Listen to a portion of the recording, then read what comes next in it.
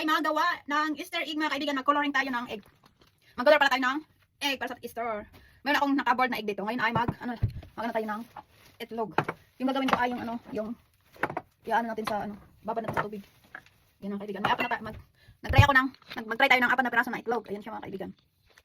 Yan siya, yan lang yung procedure niya. Tapos ito yung ating itlog, dyan na yan siya. Ito yung gagawin ko ay tayo ng yung hindi gaano mainit na tubig.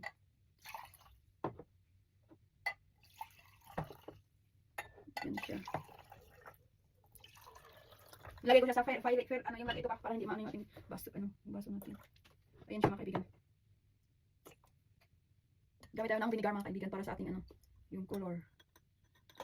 Okay. Ay, ito. Kulay parang orange yan din.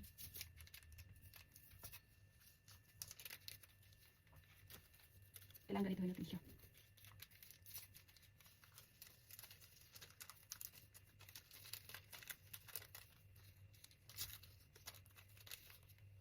Tapos yung isa, di ko lang ito kasi nakalagay, walang nakalagay na color. Same lang sila. Ito yung aking pangkulay mga kaibigan. Ngayon ay natin. Ganyan natin. I-mix natin siya. Isang ngayon ay ilagay natin yung ating itlog. Ngayon ay ilagay natin yung itlog. Kailangan gamit tayo ng kutsara para hindi mabasag.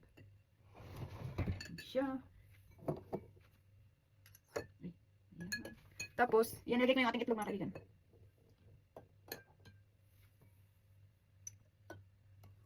Yan.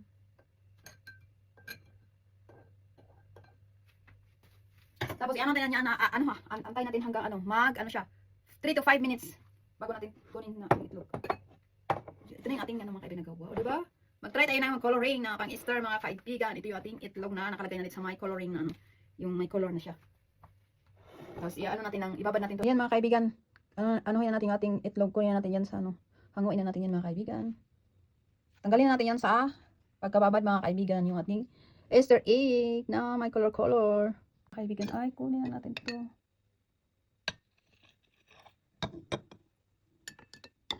Yan yung ating egg. Ano nabubbles siya? Ayan mga kaibigan. O diba, nagkulay rin yung ating itlog. Ayan na siya mga kaibigan. Uy, yan 3 piraso. Ayan mga kaibigan yung ating itlog. Kaibigan yung ating itlog. O diba, okay na at least nagkakulay siya. Nagkakulay siya mga kaibigan. Ayan lang mga kaibigan.